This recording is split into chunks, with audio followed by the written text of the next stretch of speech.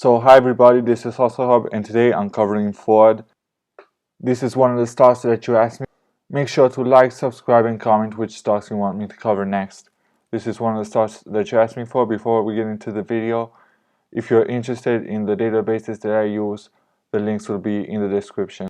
So if you want to do your research on your own, you have the tools to do so.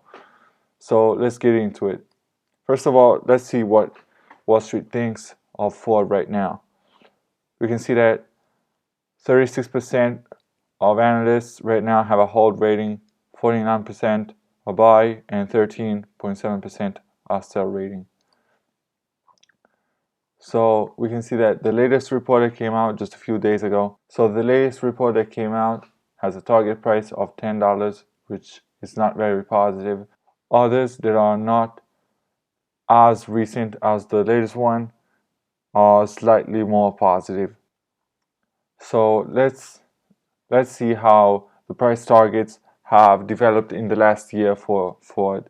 We can see that until the last year, price targets were going up all across the board, but now, given the fact that the geopolitical turmoil is bringing economic growth to a halt, we can see that the price targets have been reviewed going down. And Ford is the perfect example of a cyclical stock that can be hit very hard during a recession. So fears of a recession are especially bad for stocks like Ford that are more cyclical. So we could see more ups and downs compared to other stocks in other sectors, because if there's a slowdown in the economy, families, people overall will postpone the big expenses like a new car for more positive times. So car manufacturers especially can be very much hit in these situations. And there's another thing that is also hitting the car manufacturing business, that is the issues with the supply chain. So shortage of semiconductors is slowing down the production, and the increase in price of raw material commodities is making it harder for manufacturers as well. The current situation where you see issues with the supply chain and issues with the supply of semiconductors now that cars are more and more technological, increase in commodities prices, and economic slowdown is a very, very dangerous headwind for car manufacturers. Ford and car manufacturers as a whole, except for a few special brands, could be very hardly hit by the current situation. If you did your research or you're old enough to remember, in the 70s when the oil crisis came up, where you can see increase of commodities prices and economic slowdown, is the perfect storm that can do a lot of damage to car manufacturers. And as a matter of fact, a lot of car manufacturers faced financial difficulties around that time. So car manufacturers, difficult choice to make in the current situation. We'll see how the commodities market develops and the geopolitical situation develops.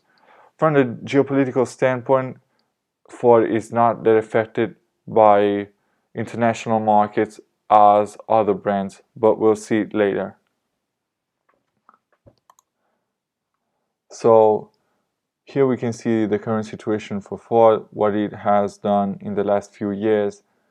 It has done pretty well after COVID, but we can see that now it has a market cap in this moment of $47 billion, income $11 billion, and so on. We can see that the dividend is especially high, but probably is especially high because investors fear a slowdown in the economy, and this slowdown will make it harder for Ford to maintain this high dividend. So the yield looks high now, but could be cut in case of strong difficulties.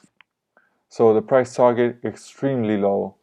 but this is a sign that the market thinks there will be a slowdown, a strong slowdown. The forward PE also pretty low, and the debt to equity ratio is not that great. So now let's head to my spreadsheet to give you a blueprint of what Ford has done in the last few years. We start off with 2012 and then we go forward. We can see that the revenue has stayed more or less the same. It has had ups and downs. The EBITDA slightly better. The debt manageable. The debt is still okay, let's say, but in case of a strong slowdown, it will be very hard for Ford to go along without diluting its shareholder base. You can see the market cap, how it has developed in the last few years. And yes, we can see that the debt is pretty important. The ratios enterprise value to EBITDA is pretty low, but we know why. And we can see here the shares have been slightly diluted. We can see that Ford hasn't done great for dividend investors. So when you see a high yield, you have to ask yourself why and whether you're willing to take that risk to see your dividend cut. So this is my overview for Ford.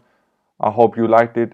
In case you do, make sure to like, subscribe to the channel. Make sure to tell me which stocks you want me to cover next. If you're interested in any other car manufacturer, let me know in the comments. So this is it for today. I'm Giacomo. This is Hustle Hub. See you next time.